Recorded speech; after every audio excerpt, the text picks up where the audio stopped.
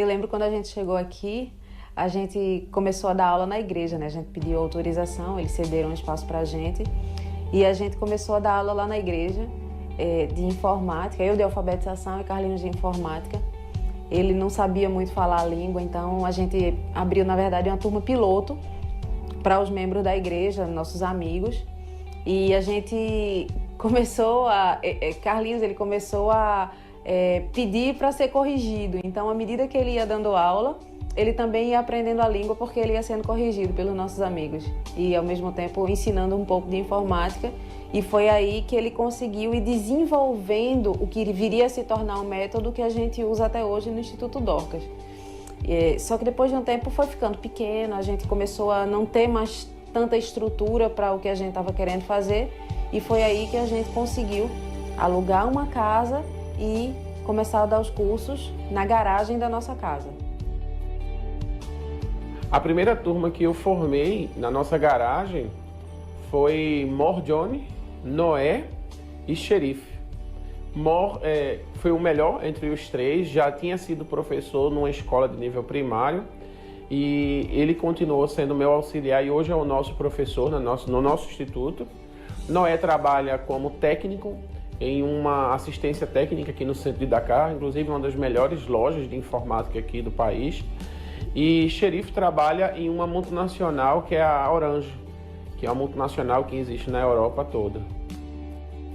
Como o Mor, que eu peguei para ser o nosso estagiário auxiliar e depois o nosso professor, ele conhece o processo desde o início. A minha intenção inicial era ensinar aos garotos da nossa igreja. E então, começando por Mor, ele me ajudou com a preparação do material didático, com todo o processo, porque eu tinha um conhecimento acadêmico na área de informática, mas eu era muito novo na cultura, então ele foi o meu elo junto com a cultura e me ajudou a preparar o material didático para que fosse dado início, de fato, ao projeto piloto do Instituto Dorcas. É muito legal quando eu posso hoje olhar para trás e ver quanta coisa já foi feita. Nem faz tanto tempo que a gente está aqui, quase 5 anos, e isso não é muito tempo, mas eu vejo que hoje a gente senta e a gente já tem história para contar, a gente já tem história que a gente começa falando assim, lembra quando, lembra daquela vez, lembra como era, e é muito legal. Os nossos filhos também, eles chegaram aqui pequenos e eles foram crescendo junto com o projeto e eles sempre tiveram engajados de alguma forma no projeto. E os nossos alunos também, eles foram sendo formados e hoje a gente já tem, até agora, 3 deles que trabalham com a gente, um deles é o nosso professor, então ele já transmite a mesma visão, ele já tem o mesmo comprometimento, então a gente está conseguindo fazer parceiros, a gente está conseguindo ver uma geração aí que já tem essa pegada de dar continuidade ao que a gente começou. Fazendo o trabalho aqui em Dakar, eu ia uma vez por semana, a cada 15 dias, no interior do Senegal, para conhecer um pouco sobre a cultura de um vilarejo chamado Tchai-Tchai. E lá observamos e vimos que era um dado da Secretaria de Educação, que era um dos lugares mais afetados pela falta de escola. E as crianças que frequentavam e frequentam a nossa igreja não frequentavam escolas, porque as escolas ficavam nas grandes cidades, era muito longe para elas se deslocarem. Então decidimos comprar um terreno e iniciar um processo de construção de uma escola para 400 crianças. Essa escola vai ser de nível integral, onde a criança entra de manhã e sai depois do almoço, porque queríamos também trazer para dentro da escola o projeto de nutrição, que deu início com a Igreja Metodista nas aldeias, mas muito pequeno ainda, muito acanhado. Quando a gente pensa na escola que a gente começou a construir agora, a gente pensa principalmente em ver gerações sendo impactadas e mudando completamente de vida. Então, o que aconteceu foi que quando a gente começou a dar aula para jovens e adultos, a gente via que muitos deles tinham um problema de aprendizagem, não conseguiam reter bem o conteúdo, a gente tinha que explicar várias vezes. E a gente foi percebendo que isso não era uma questão de inteligência. O problema é que havia uma má formação na cognição deles por causa de uma má alimentação na infância. E quando a gente percebeu isso, a gente percebeu que a gente poderia fazer com que a próxima geração já não passasse por essas dificuldades. Então, quando a gente pensa em trabalhar com as crianças, é para oferecer para elas uma nutrição adequada, aliada a uma educação adequada e aliada a ensinamentos baseados nos fundamentos bíblicos, para que elas possam atingir o potencial para o qual Deus criou elas. A gente não se conforma em simplesmente achar que as pessoas são assim porque elas são assim e vai ser sempre assim. Não, a gente crê que a gente vive numa terra de pessoas inteligentíssimas, que têm um alto potencial e a gente quer ser suporte da parte de Deus para que elas possam ser o melhor que elas puderem. Durante o processo de construção da escola, eu pessoalmente comecei a estudar um pouco sobre a possibilidade da gente ter de desenvolver um projeto de criação. E me veio a ideia as codornas. E o ovo de codorna é muito rico em ferro e em proteína, que é exatamente o que a gente precisava para completar o nosso projeto de nutrição. Iniciei na minha casa criando 10 codornas, logo foi para 30, 40, 100, 200 codornas. E aí as pessoas começaram a perguntar, você vende ovo, você vende a carne, o que é que você está fazendo com isso? E como ainda a escola não estava pronta, a gente resolveu comercializar esses ovos, usando assim um recurso para a construção da nossa escola. Como era muito trabalho, a gente já trabalha aqui em Dakar, já estava trabalhando na construção da escola, não daria para eu trabalhar pessoalmente com as codornas.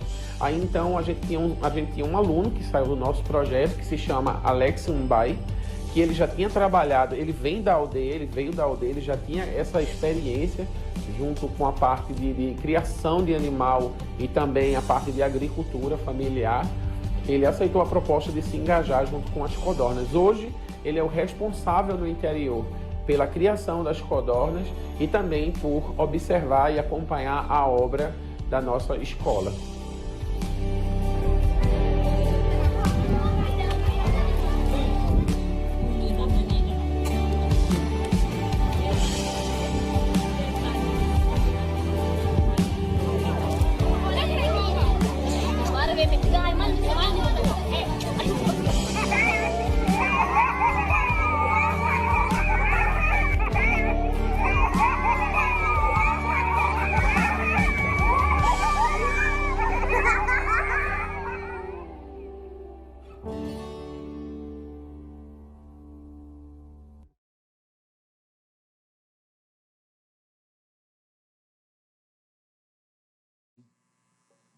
Eu já olho e já fico morrendo de saudade, tu acredita?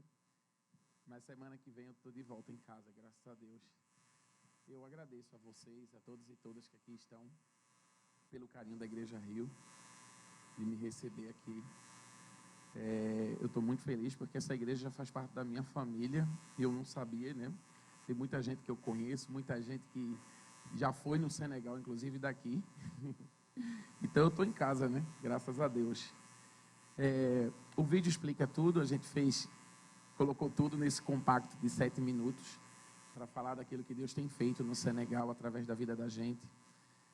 Meu nome é Carlinhos, eu sou conhecido como Carlinhos Senegal. A minha esposa está lá no fundo. Fica em pé aí, Débora.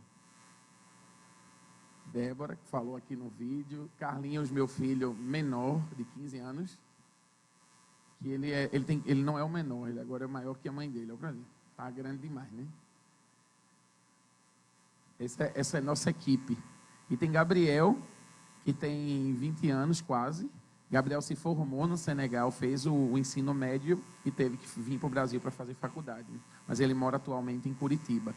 Ele trabalha, dá aula de inglês e faz publicidade e propaganda. E sonha em ser missionário também. Então vamos ver no que vai dar. Estou muito feliz de estar aqui, gente. Verdadeiramente, agradeço a todos e todas pelo carinho. E no final do culto, quem quiser conhecer mais sobre o Instituto Dorcas, lá fora, a gente colocou alguns panfletos, tem um WhatsApp, quem quiser bater um papo. Já tem uma galera aqui querendo ir lá no Senegal. Então cola aí no pastor para saber como é que funciona isso, para nos visitar lá. E também eu trouxe algumas coisas do Senegal, quem se interessar em comprar tecido e tal, roupa, tem algumas coisas lá fora aqui. Mas o que eu queria compartilhar essa noite com vocês é um texto que Deus me deu, que se encontra no livro de Mateus 21. O livro de Mateus, capítulo 21, versículo do 12 ao 17.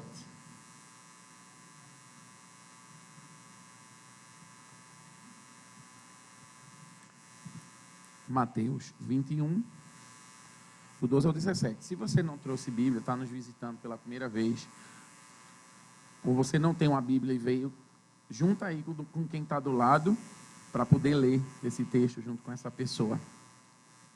Amém? Todo mundo achou? Peço um pouquinho de paciência, que eu estou um pouco rouco, que eu tenho falado muito, glória a Deus por isso. Então vamos lá. Jesus entrou num pátio do templo e expulsou todos os que compravam e vendiam naquele lugar. Derrubou as mesas dos que trocavam dinheiro e as cadeiras dos que vendiam pombas. E lhes disse: nas Escrituras Sagradas está escrito que Deus disse o seguinte: a minha casa será chamada de casa de oração, mas vocês transformam num esconderijo de ladrões. Cegos e coxos iam encontrar Jesus no pátio do templo, e eles o curavam. Os chefes dos sacerdotes e os mestres da lei ficaram zangados quando viram as coisas maravilhosas que eles faziam e ouviam as crianças gritando no pátio do templo: Hosana ao filho de Davi. E eles disseram a Jesus: você está ouvindo o que estão dizendo? Jesus respondeu: claro que sim. Será que vocês nunca leram as passagens das Escrituras Sagradas que diz: Deus ensinou as crianças e as criancinhas a ofereceram o louvor perfeito?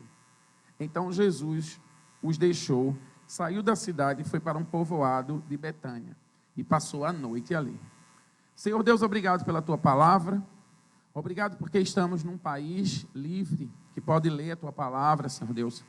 Obrigado porque não existe restrição, Senhor Deus. Pessoas podem expressar a sua fé nesse lugar. Obrigado porque temos a Bíblia em nossa língua nesse país. Obrigado, Senhor Deus, que podemos te adorar livremente, Pai. Eu te agradeço, Senhor Deus, pelas tuas palavras dessa noite, Senhor Deus. Em nome de Jesus, amém. É um texto muito utilizado para falar, normalmente, de que a gente não deve transformar a nossa igreja em um lugar de comércio. Mas eu tenho feito alguns estudos em relação a esse texto e algumas comparações em relação à cultura senegalesa, porque é uma cultura muito semelhante à cultura judaica, à cultura islâmica. Temos no Senegal cerca de 15 milhões de habitantes e 95% da população é muçulmana. Os cristãos, juntos com os católicos, nós somos menos de 1%. Mas existe uma coisa muito interessante no Senegal que me faz lembrar esse texto bíblico, que é uma festa chamada Festa da Tabaski, que é uma festa onde se sacrifica um animal para lembrar do sacrifício de Abraão. E quando eu refletindo acerca desse sacrifício no dia da festa, me veio esse texto à mente e Deus me fez fazer essa reflexão. E Jesus chega na frente do templo, Jesus encontra um monte de gente vendendo um monte de coisa. E eu sei que assim, a gente sempre dá ênfase a esse texto pensando nessa situação.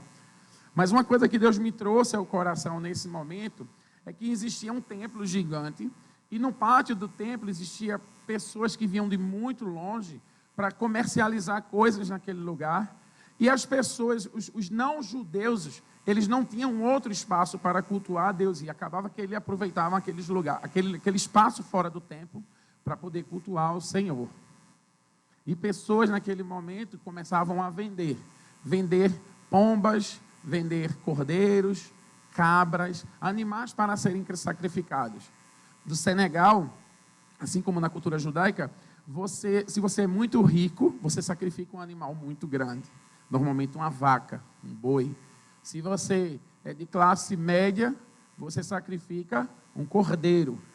Se você é de classe média, média baixa, você sacrifica uma cabra.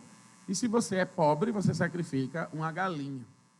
Então, assim era na cultura judaica. Por isso, Jesus sacrifica a rolinha, porque ele vinha de uma família de origem mais pobre.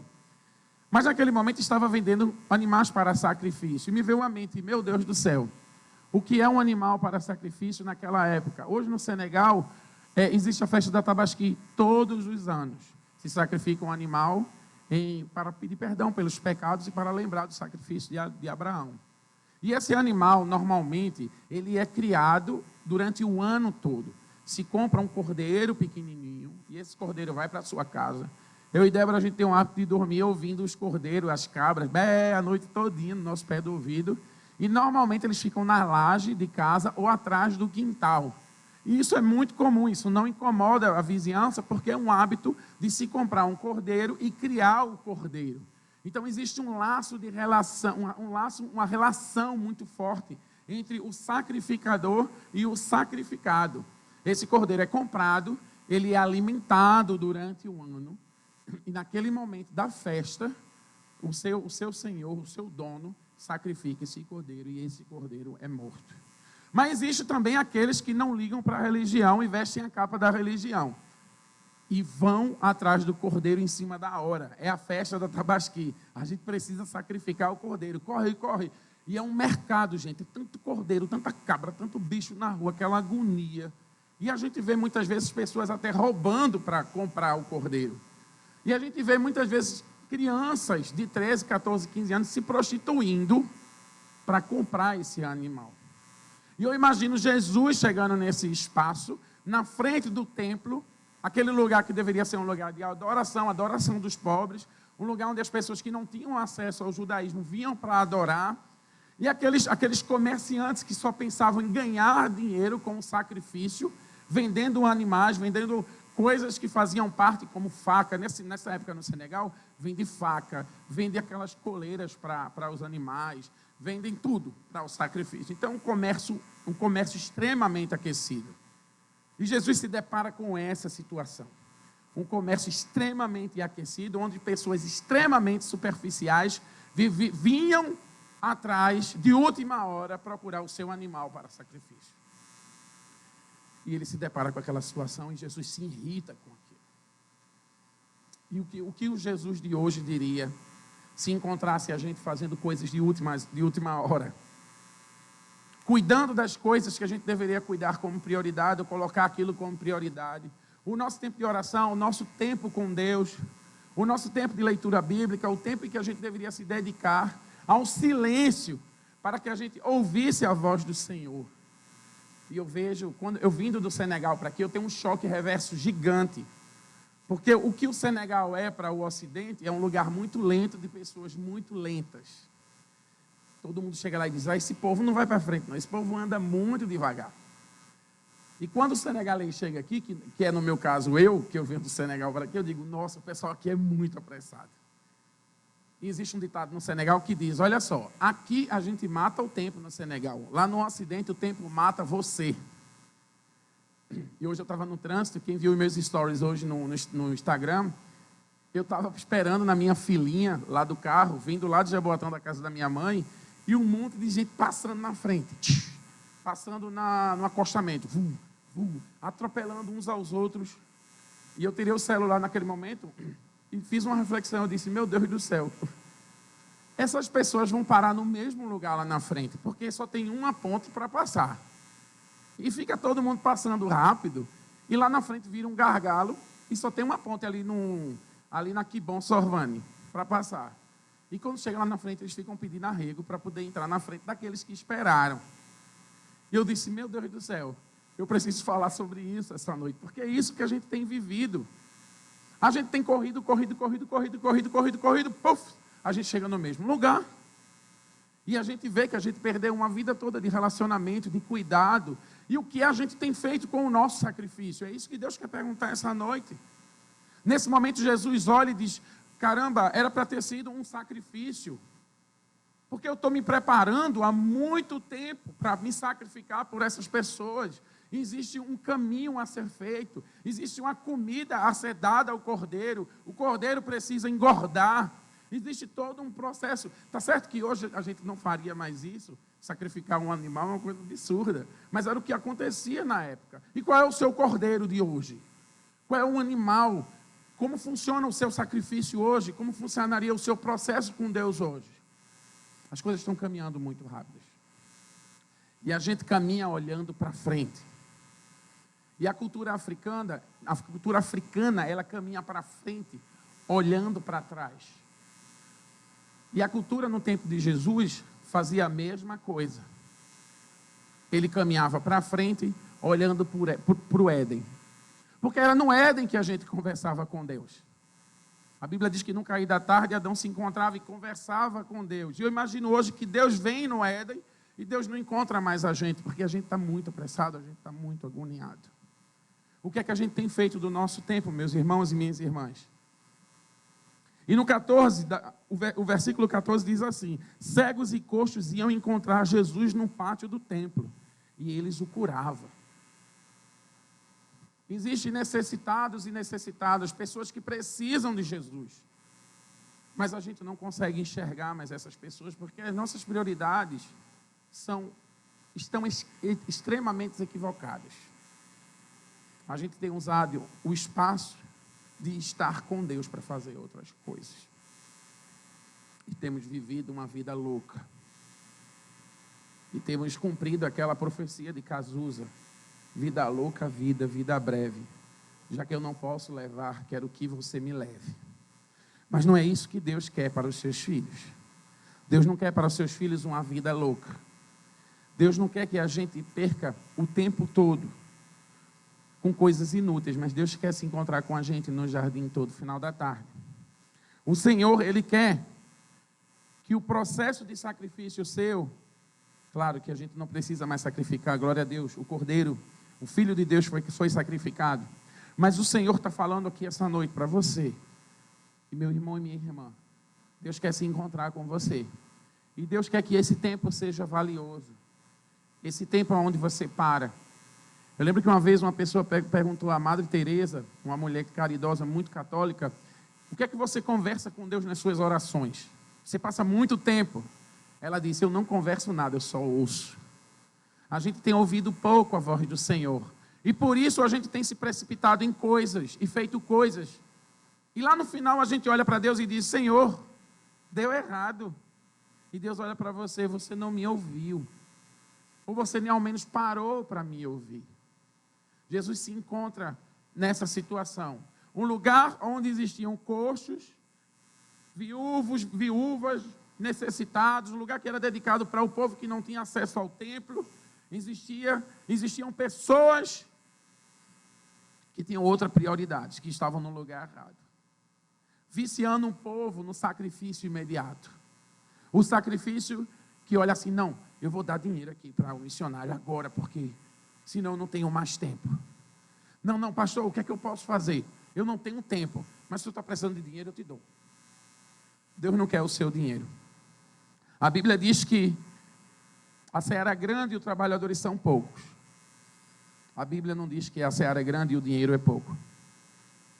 De fato, a gente precisa de recursos. A gente tem um problema de logística. Mas o reino de Deus tem um problema de gente. Gente comprometida. Porque vivemos numa cidade com muitas mazelas e muitos crentes. Existe uma matemática que não fecha para Deus. Deus chega na porta do templo, encontra um espaço gigante onde poderia ser aproveitado para adoração ao Senhor, e o povo aproveita para fazer comércio. E o que é que a gente tem feito com esse espaço que Deus tem colocado para adoração? Você pode pensar que adoração é louvor. Eu diria que não é louvor. E talvez não tenha nada a ver com música.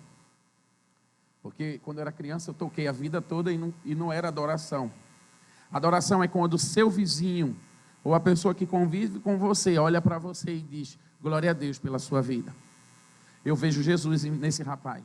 Eu nem gosto de igreja, nem gosto de Jesus. Mas eu olho para esse cara e eu começo a me apaixonar por uma coisa que eu não gostava. Adoração é quando a cidade olha para a igreja Rio e diz: rapaz, essa igreja é uma igreja que faz a diferença no local onde ela está. Aqui era uma churrascaria antes, se eu não me engano.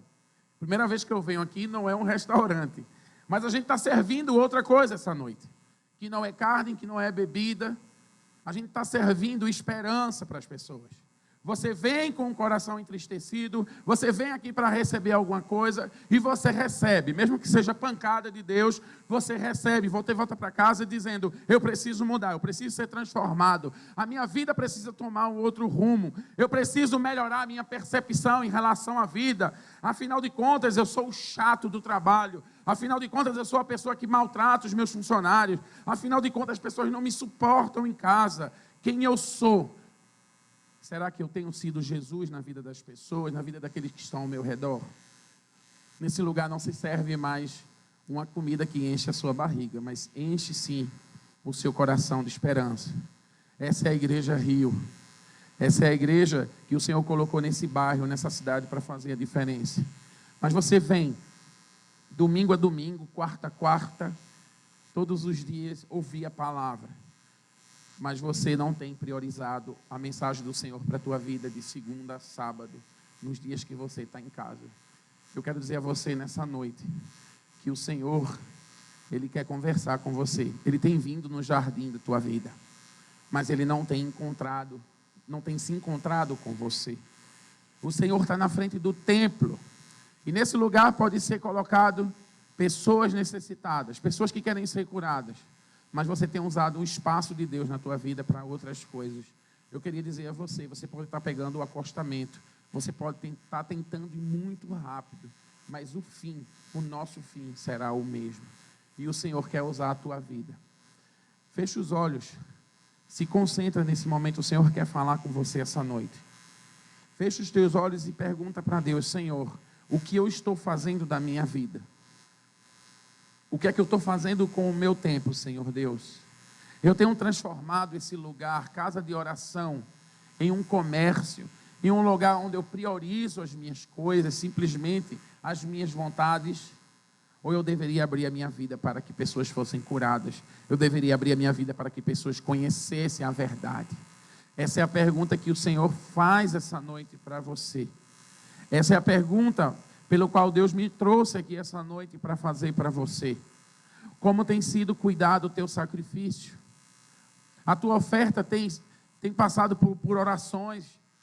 Você tem tido um momento de oração em casa, você tem tido um momento de leitura da palavra. Como você se encontra com Deus na sua casa? Isso é o mais importante. Porque aqui é uma igreja, a gente sabe que a gente vem aqui para falar de Deus. Mas como você tem feito isso na sua casa?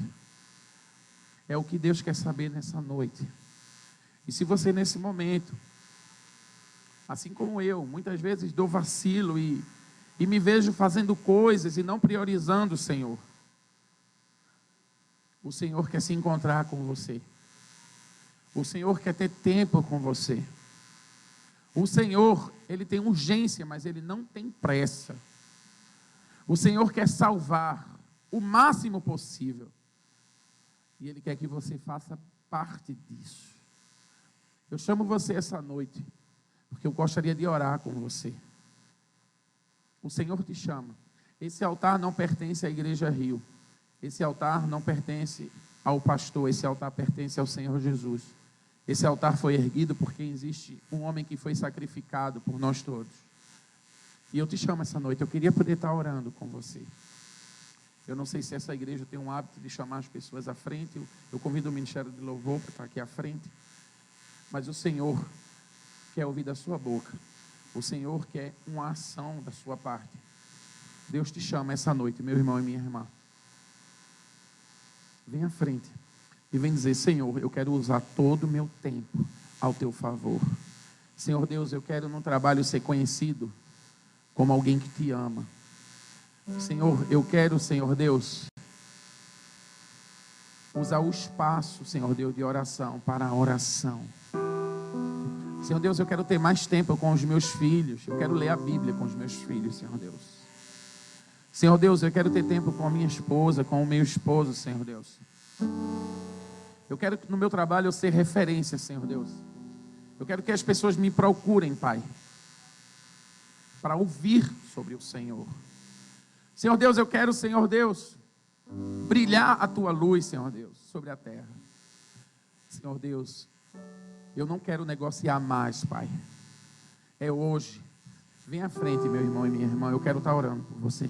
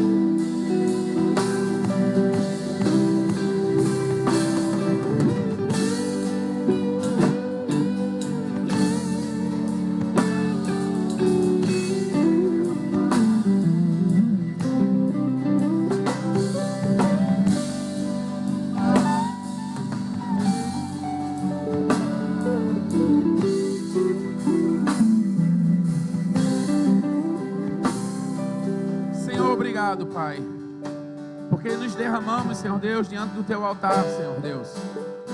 Obrigado, Senhor Deus, porque ainda temos essa chance de Te buscar, Senhor Deus. Ó, Senhor Deus, abre os nossos olhos para as maravilhas da Tua lei, Pai. Que possamos estar atentos às oportunidades, Senhor Deus. Que não venhamos transformar em comércio, Senhor Deus, aquilo que não está à venda, Senhor Deus. Que a nossa fé, a nossa disponibilidade, a nossa vontade de amar, Senhor Deus, a nossa sede de justiça. Ó, Senhor Deus, que a Igreja Rio seja uma igreja, Senhor Deus, que prega a justiça na cidade. Seja uma igreja que transforme pessoas, Senhor Deus. Que seja de fato um rio, Pai. Um rio, Senhor Deus, que vai lavar, inundar essa cidade, Senhor Deus. Ó, Senhor Deus, eu te peço, te agradeço em nome de Jesus. Que cada pessoa aqui à frente tenha sido impactada, cada pessoa sentada essa noite tenha sido impactada, não pela minha palavra, mas da palavra que vem do céu, a palavra que o Senhor deixou para nós, Senhor Deus. Que possamos, Senhor Deus, estar atento a Ti, porque Tu és o nosso Pai, o nosso amigo, o nosso maior exemplo, Senhor Deus. Eu te agradeço, Senhor Deus, em nome de Jesus. Dê um abraço na pessoa que está ao seu lado. Diga a essa pessoa: juntos somos mais fortes.